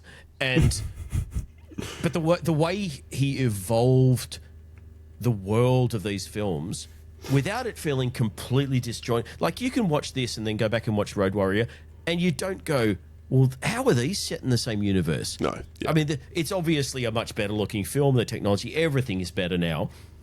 But the evolution of the world, you've got a bit of a jarring leap from Mad Max 1 to 2. But if you can sort of set aside and go, okay, well, Mad Max 1, he's on the coast, he's in the suburbs. Mad Max 2 is in, Western Sydney or whatever, and that's why it looks a bit different. Other than that, this is a seamless universe, and the way it has built and evolved, and characters like Immortan Joe and the War Boys and all the Bullet Town and Gas Town, it all makes sense to me anyway, that the three things that kind of society has evolved around, because we're such warlike fuckers as a species, are bullets, gas, and water, which we unfortunately need to survive, and that water is the one thing that is most important, and that Immortan Joe kind of lords it over the other two, because, you may have bullets and gas. We can survive here without driving or shooting. We're in the fucking mountains. You can't survive without me. The design of that entire universe, I think, is so good. And then you've got, on top of that, just one of the best looking films. I mean, I raved about The Revenant. This is an even better looking film. It's stunning. That dust storm when they're going to drive into that. Jesus Christ! If you've not seen this movie on the big screen, there is something missing from your life. And can I say one other thing? I think this is one of the greatest scores ever put to film too. Fucking Yeah. Hulkenberg. Yep. Yeah. Oh my god, that was Yeah. the big knock that I think Billy, you and I both had on Furiosa was not Yeah. the change in tone and story style because it's just a different type of film, but the fact that you had a trailer with this incredible fucking reimagining of Bowie's Man Who Fell to Earth. No, A Man Who Sold the World, and it's not in the fucking movie. The movie is. The score is so lackluster. Compared to that one. And compared to how good the Fury Road score was, it kind of dragged the entire thing down because everything else about Furiosa I thought was as good. It doesn't have the action, but it's got more of a, it's a different sort of film. yeah. But then the score it's not terrible, but comparatively, I think Fury Road, and I think, Paul, you're probably in this camp as well, is one of the greatest scores of all time. Do you still listen to this when you're running? I'm pretty sure you used to. Yeah, I was about to make that comment again. Now we're 12 years on, or 11 years on. It's still just on my running phenomenal, playlist. and that was the big knock on Furiosa that kind of made it almost seem disappointing when that film should have been one of the best of the year, based on every other kind of component in it. I still really like Furiosa too. So Billy, same. It's not just Anya Taylor-Joy. Not just for Billy's purposes here. It was in my top 10 of that year as well. So Fuck Billy, it's got Anya Taylor-Joy. All right, well, there you go. That's my number 4. Obviously, much higher on both of your lists. We'll find out just how high soon. But Paul, Fairly over sure to your it's the number same 3. position for both of us. my number 3, yes. Here's where we get to, I think, the very first film we ever did on the countdown as a singular review. It is Kingsman: The Secret Service. Wow. Damn, that's high. Look, I think it was Wayne's favourite film of that year. It was very high on my list as well, as we've now heard. I think I maybe dropped it one spot from what I did that year, and we'll see what leapfrogged it in subsequent times. But this is the perfect pastiche of James Bond with a comic sensibility, with charismatic actors through every particular role. I mean, it's a completely different side of Mark Strong, for example, that you just don't see. He's such a straight-laced normal actor. To bring him into here and then give him these sort of action beats to do is so much fun. But the only knock on the film is Samuel L. Jackson's over-the-top lisp as a bad guy. I wish they had rethought that part, because otherwise, if he just was a normal bloke, a normal speaking individual without this, that would have been fine. But otherwise, yeah, great action, great fun, and this is Matthew Vaughn firing all cylinders. So that's why Kingsman gets up to here for me. Nice. Yeah, nice. weird. Did you like this, Billy? I don't think we've ever spoken about this I've franchise. not seen any of the Kingsman movies. Oh, None wow. of them. Oh, wow, really? Yeah. There are a law of diminishing returns, unfortunately, that the first one why don't- stands head and weirdly- shoulders. I mean, the sequel to this is fucking god-awful. The Yeah, Golden Golden Circle Lamp, yeah. was fucking terrible. I actually prefer The King's the Man prequel, yeah. to this because it Oh, wow. doesn't have... the Kingsman...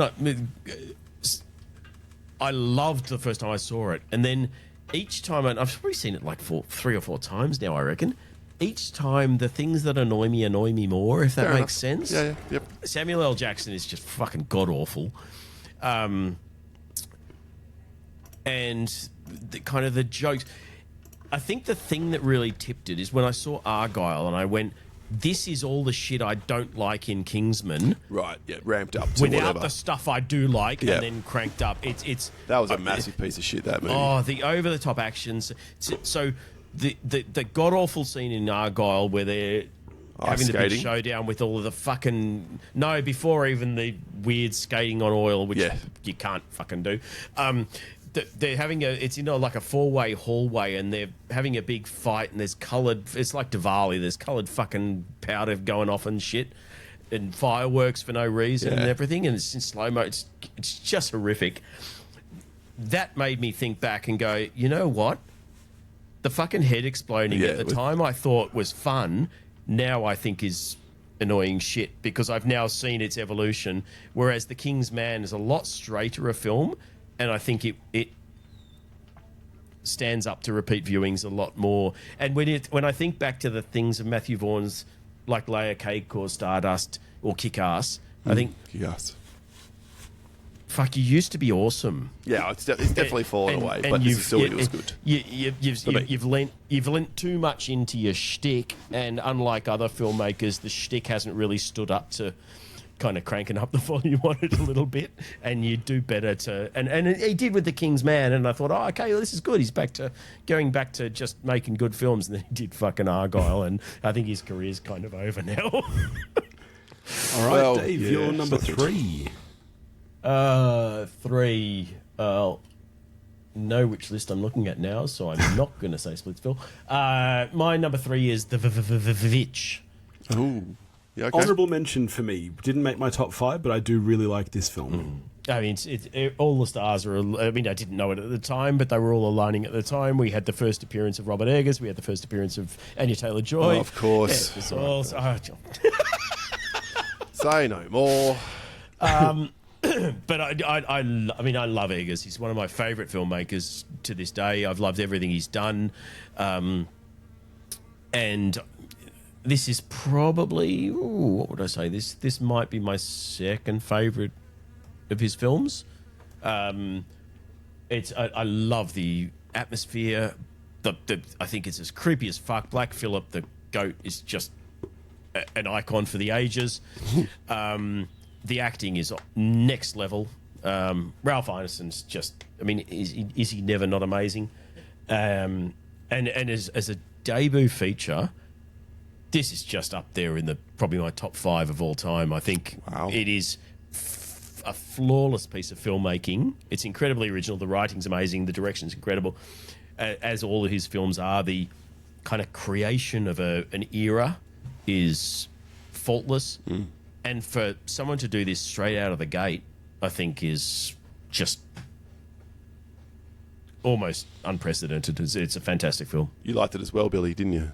I do like this film, yeah. You don't, Paul? Yeah, this is one of those ones I got too late. The hype was too high. I just went, it's fine. Yeah. It's a 3-star film for me. I've never watched it again and had no desire to. I've liked all his subsequent films better, but I can see that. But I'm not the Anya Taylor-Joy fan that some others in this call are. So. Yeah, no, I'm not either. No. And even Eggers, for me, I've loved some of his films. I loved The Lighthouse. But You were middling on Nosferatu, but you came with a lot of baggage to that one. Yeah, I was guess. not that high on Nosferatu. And The Northman, the first time I saw it, I didn't love it. I think I was expecting more from it. That was an expectation problem. On subsequent viewings, I've liked it a lot more. I really like The Northman. Yeah. Simple tale, but I really dug it. It's out of that horror wheelhouse and more into just a revenge thriller, and that works better for me. Just faultless production value. Yes, that which you can't I dispute. always appreciate. Yeah. All right, my number 3 is sometimes adaptations really work and sometimes they don't, and this is one of the rare cases for me where going into it loving the book, I still loved the movie. It's The Martian. Yeah, good film. Oh shit! I just thought this was an excellent excellent film. It's so much fun. One of my favourite Matt Damon turns. Just very really, charismatic. Just a good time at the movies, really. Just fun. Yeah, that film lives and dies on Matt Damon's performance because there's so much of the film. It's him. Obviously, there's all the people on the Just ground him. working how to get him home, but when he's up there and he's talking to the camera and talking to the audience back home, it just really, really works. He's great. And I was really curious how they were going to do it because the book is all written as if it's like his logs. So the best way to read this is, I know some people will disagree with this, the best way to read this is the audiobook. It works so well in audiobook format because it's all written as if it's his logs talking. I was so curious how they were going to do this, and that simple device of having so much of the film being Matt Damon addressing the camera directly, it works really, really well. Big fan of this film. Good film. Probably Ridley Scott's last really good film, I think. Yeah. I tell you what, Agreed. though, Drew Goddard is Yes, good. appreciated as a writer. It's like he has not set a foot wrong in his entire fucking career, and is like some of the best fucking movies of the last 15 years or whatever. Cabin in the Woods is fantastic. Martian, Bad Times at the El Royale is Enjoyed that hugely one. fucking underrated. Yep. Even World War Z, I think is one of the better zombie films. He's a really good fucking writer. So, yeah, despite the delays, I'm looking forward to Project Hail Mary. I'm very much looking forward to it, yeah. Yep. All right. Me too. All right, nice. Nice. Is it me? It is. It's your number 2. My number 2 is arguably one of the greatest sports films of all time. It's another Lego sequel, which probably had no right to be good. But when you put someone like Ryan Coogler Interesting. behind the camera and let him Never seen recreate it. one of the iconic characters of the 70s and 80s, it's Creed. Creed is phenomenal. Yeah, Creed is a great film. Yeah, and I was not expecting to like it. I'm not a massive Rocky fan. Me neither. But Creed is a very, very good movie. Yeah. I don't have a button here that says, Paul's big call that's on We Watch the Thing, but this is the best Rocky film as far as I'm concerned, and it's not even close. It's I don't agree think that's 100%. a weird call. I've not seen any Rocky film post-Rocky, I want to say 5, maybe 4, Jeez, or 5. how many more than that are there? I can understand why Rocky 5 killed the franchise for you. 2 Creeds, there's Rocky Balboa, there's 3 I've not Creeds. three Creeds, Yeah. Rocky Balboa. I've not seen any. I haven't seen any of the Creeds. I haven't seen Rocky Balboa. I haven't seen any since I think it was Rocky 5 that was the last one in the first run, as it were. But I'm well aware that the Creed films are incredibly well regarded, and I've intended to see them for. Yeah, should. Ever. I mean, as long as you like sports, it's a sports movie. I love the It's got first all Rocky. I love Rocky. In fact, I like most of the Rockies. Rocky's far closer to my heart than Rambo, for example, as a franchise. If we're looking at Sly, You should definitely see Creed then, because even as a non-Rocky fan, I thought Creed was very good. Yeah. I do love a boxing film. I like boxing. I like boxing in the entertainment world. I like Bryce Courtney's The Power of One. It's one of my favorite books. I love Rocky. I like hearing it and reading about boxing. I just don't particularly enjoy watching it. So, as a sport, in movies, it's fine. Raging Bull, fucking great movie. So, it's definitely. I really want to see the Creed films. So I should probably get to it. Yeah, I think. All right. Stat. Your number 2, Dave. I'm going to swap mine. So. Let the record show. I don't know if we'll bother putting this up for voting or anything. But let the record show that this is actually my number 1. But in the interests of leaving the interesting one till last, I'm going to put Fury Road at number 2. Terrible call. Because we have already spoken about it. But the record shows that is the best film of 2015. Hang on a second. The record will show that Dave had something else at number 1. That is what the record will show, in fairness. All right. Well, my number 2, I think, is one of the best thrillers ever made. I think it's exceptional. I don't think this filmmaker has made a bad film. It's Denis Villeneuve, and it is Sicario. Yeah, great which film. I remember seeing this in the cinema. one I and haven't talk logged, about edge obviously. of your seat. I don't think I've been as on the edge of my seat since this until one battle after another. It's so better film than that. tense and gripping and bleak in some ways, but still entertaining. Just That a really, scene really at the excellent checkpoint film. Yes. is Yeah. one of the greatest sequences ever filmed. So tense. I don't like Emily Blunt. I don't think she's that good, but I like her in Terrible this. opinion. I think she's excellent. So that's my number 2, Sicario. Yeah, It's definitely one stood the test of time. You can see how that's on your list Yeah. for sure. Yeah. I'm kind of glad that I didn't go beyond what I'd actually logged, because it would have made my top 5 a lot harder to pick, because this would probably have been in there. Yeah. All right. Well, here we are with number 1s. Paul. Very, very anticlimactic, and maybe that's what Yeah. Dave was seeking to avoid. My number 1 is, of course, Mad Max: Fury Road. Yeah, no surprises there at all. Terrible I knew opinion. This would be, everyone listening knew this would be your number 1 as soon as they saw the topic. Dave, your number 1, All right. which So- is actually your number 2. Yeah, technically speaking, Fury Road is such a monumental achievement. It has to be the best film of the year. But certainly the second most rewatched and enjoyed film of that year for me is a film called He Never Died, made heard of by Jason Krawczyk, I think you pronounce his name. Is this a Henry Rollins movie? It is indeed, yes. It is a fairly small, simple kind of revenge film, I guess. It's all rests on Henry Rollins, and he is next level incredible. So he's this kind of loner who kind of finds out he has a daughter, a teenage daughter, and she is then kidnapped, and he kind of goes on to rescue her, kind of Taken style. There are some supernatural twists, which I'm not even going to touch on. Do not watch the trailer for this, because it spoils some of them. This is highly recommended for both of you and to Okay. anyone listening or watching who doesn't mind some kind of over-the-top violence and blood. And yeah, I mean- it is. I adore this film. There is a sequel called She Never Died, which Korchik produced. He didn't direct, which is in the same universe, and they both films together kind of lean towards a third film that would kind of close out the mythology. We're trying to stay really vague.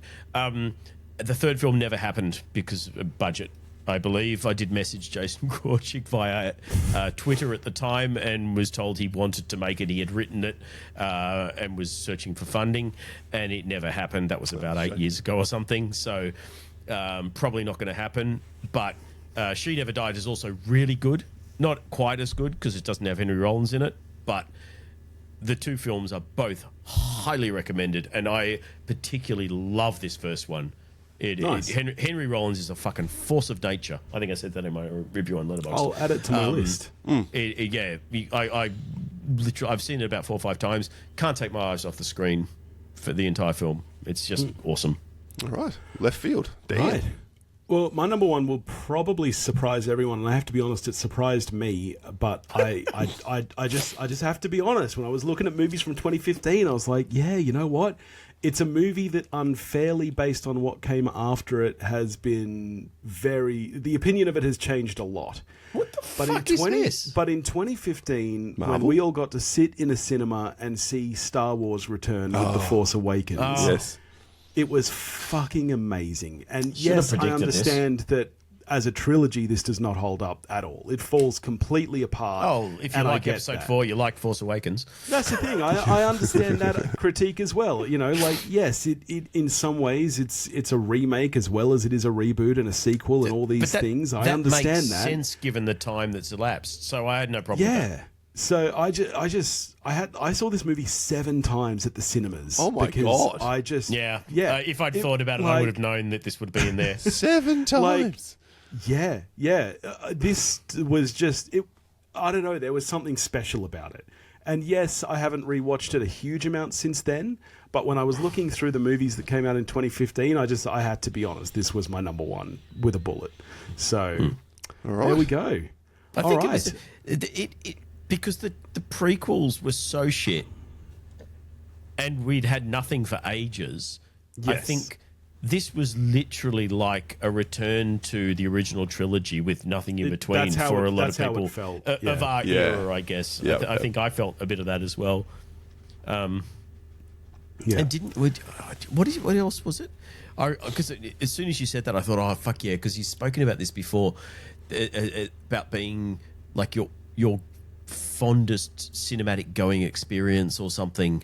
Oh, so many The of them. whole- Topher and I drove to Sydney to see it in the IMAX there once because we didn't have literally just drove there and back just to watch this movie in IMAX. How long's that drive? 3 hours. It's about 3 hours, so Holy not too shit. bad. Dedication. You one of literally the- lived. What's that movie, Fanboys? Where you've got the. One of the screenings I saw of this was I went to a visual effects conference and some of the guys from Bad Robot were there, so there was a big Q&A with them and everything, and then we had an outdoor screening of this film. It was I loved this movie, so there we go. I have no honourable mentions. Do either of you guys have anything else that you want to throw out there? Oh yeah. Go on, Dave. You go first. Oh okay. Mr. Right, one of the most enjoyable rom-coms No. of all time. Oh, Is God. that now Anna Kendrick? Anna Kendrick and Sam Rockwell. Fucking, it's No. so much fun. So much No. fun. Do not listen to these two. They're terrible. dead inside. It is utter joy. I've seen that movie about fucking 10 times and I love it. Hidden, which I don't know why it didn't get more love at the time.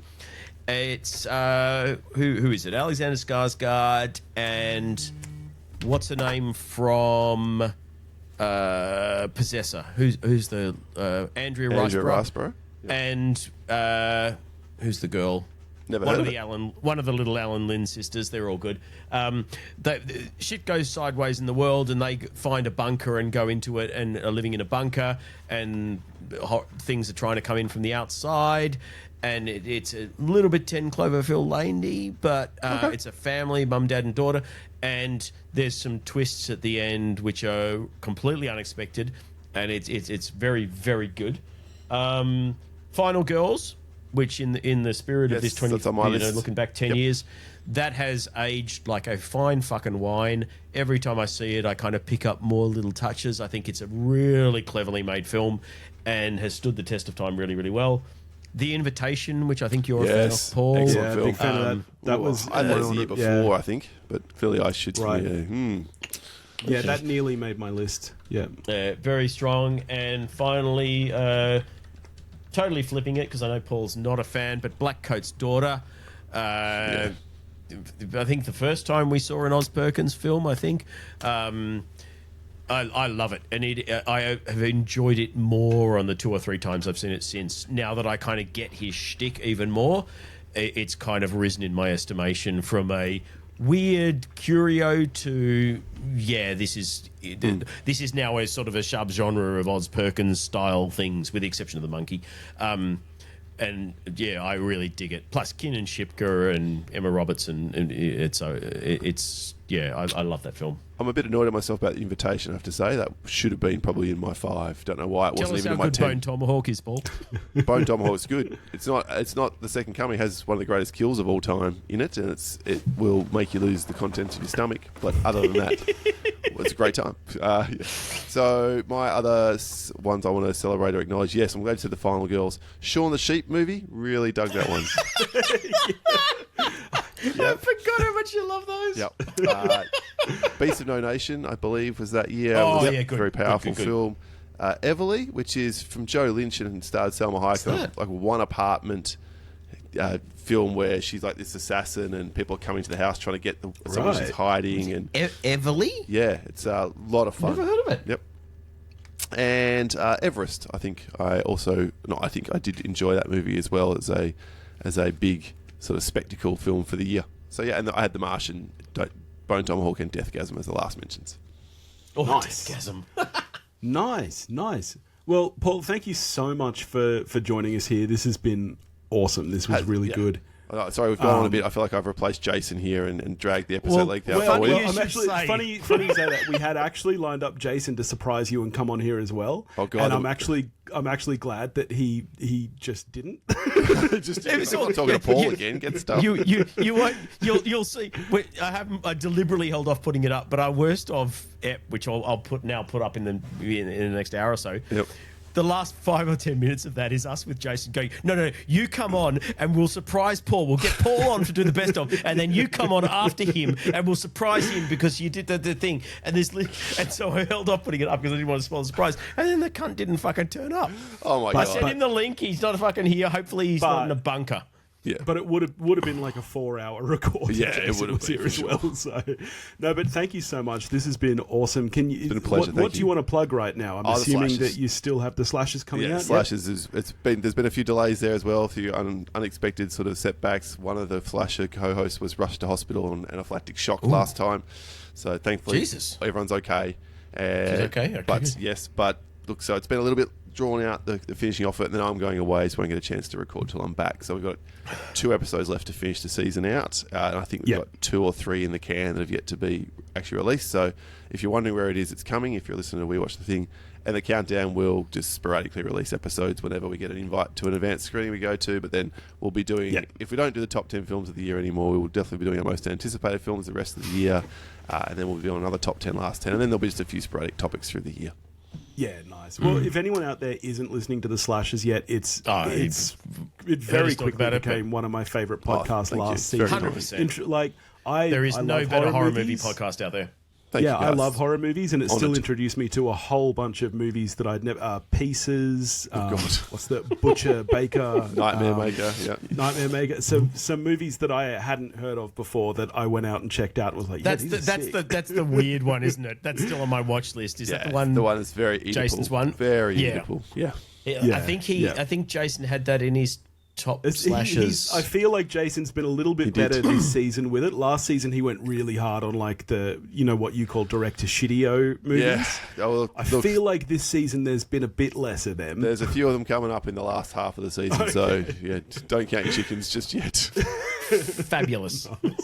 But definitely go check out the slashers. And if you're not already subscribed to the Countdown, which I'm sure you are, stay subscribed because it's like a little Yeah, nugget. there's still stuff. It's like a little nugget of joy anytime one of them drops because you never know when it's going to happen. And then it's like, hey, there's a countdown to listen to. So Thanks, guys. All Appreciate it. And thanks for having me on again. I really enjoy sitting and talking films with you guys and to do anytime. this We topic. could have you're you welcome every week. anytime. Thanks, Anytime. All right. Well, thank you everybody for listening. We'll catch you next week. I don't know what we're going to do yet. We've got a couple of movies that we can talk about that have come out in the last little while.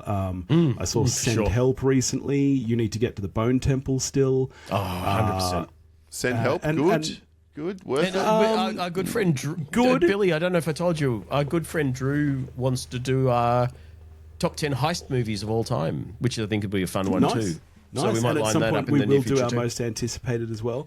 Oh yeah, Send that's a Help thing we was do good. sometime in the first quarter of the year. Yeah, well, same for us. I feel like my expectations were too high going into Send Help. Okay. And to set expectations, the one thing I'll tell you, the same thing that maybe would have helped you like Sinners more. Don't go in expecting a horror movie. No, I don't think it's a horror movie. Doesn't look like it to me. Looks like a black comedy. It's a black comedy kind of survivalist movie. And so I think if you go in expecting more, see, because I'd heard a lot of people going on Sam Raimi's return to horror, blah blah blah. It doesn't feel like that at all. I'm going into it as a Dylan O'Brien movie, not a Sam Raimi. I don't watch trailers or anything, so I knew nothing about it going in. But look, definitely enjoyable. Yeah, I think maybe like a 7 out of 10 for me. So yeah, Cool. I don't know why Dylan O'Brien's not a bigger star because he's a good fucking actor and he's always very good in it. Hugely and Rachel charismatic. McAdams, who I usually dislike a lot, is actually very good in it. Well, that's it's a very good She's Rachel great. McAdams I love her. performance. Yeah. But anyway, maybe we'll talk about it next week. I don't know. So Maybe we just did. thank you for joining us. If you want to get in touch with us, you can do that at pottymouthradio.com or pottymouthradio@gmail.com. Go and join the Facebook listener community, and we'll catch you next week. Click the YouTube subscribe things and bells and stuff. See ya. Bye.